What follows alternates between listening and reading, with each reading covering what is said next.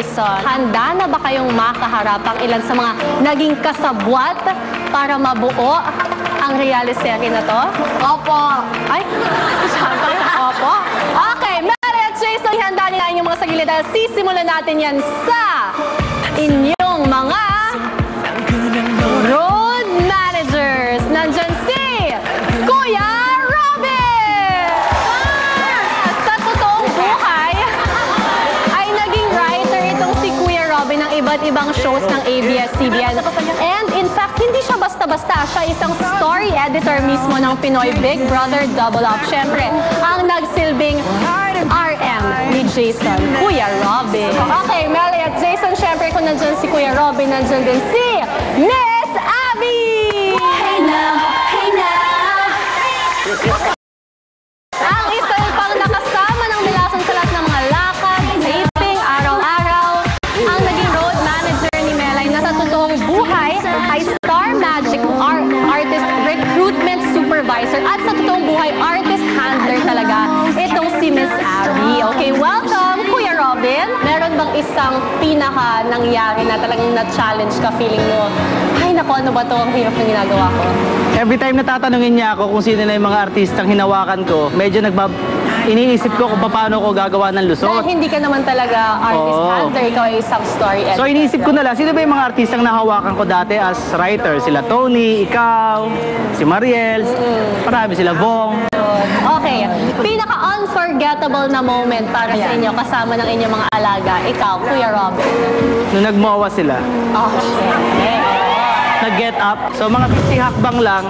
Una, kami munang tatlo para hindi mahalata eh. Oo. Nung bumukod na silang dalawa, ayun na, sabi ko, ito na yung mga tao.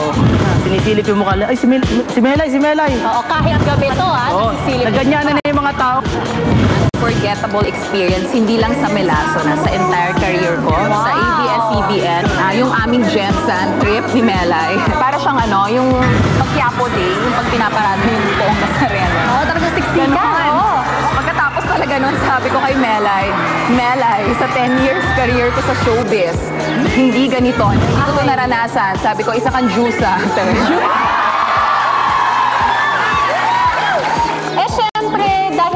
Kayo ay may ginagampan ng role dito sa buhay ng Melason. Meron bang isang panahon na muntikan na kayong mabuking? As in, malapit na, konti na lang. Yung kinakalkal ni Jason yung bag ng Angels, nagsaswimming kami sa loob. Okay. Pinoprotektahan ko rin yung Angels kasi baka mabuking. Si Jason kasi mahilig mangalkal ng mga gamit eh.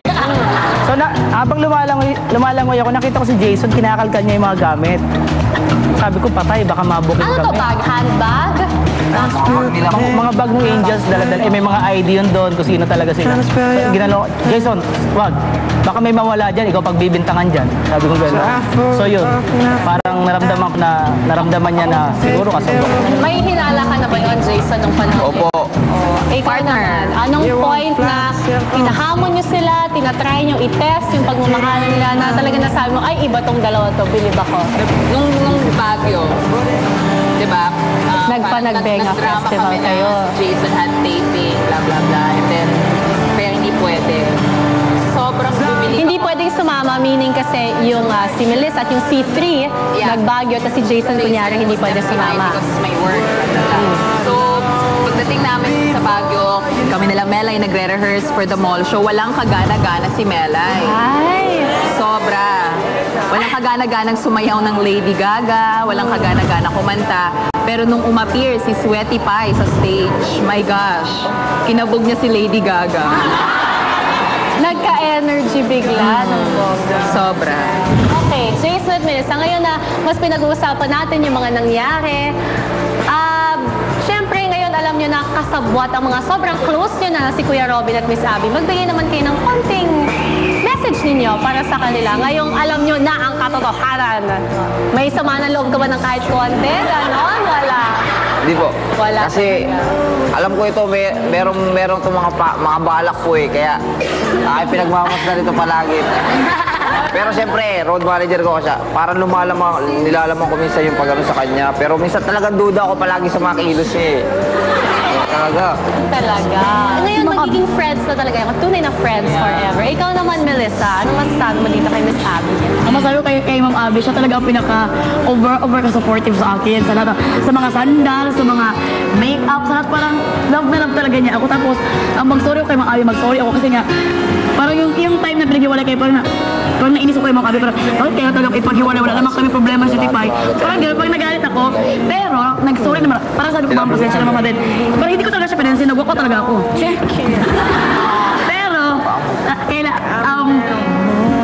kinuha pa rin ko ni Ma'am Abby at saka parang love na love pa rin niya ako. Kaya, thank you Ma'am Abby for always there. Char! At saka gusto ko talaga siya ang manager ko na forever. Kasi close na kami, Ma'am. Handa tayo dyan. Handa tayo. Eto na. Ay, thank you.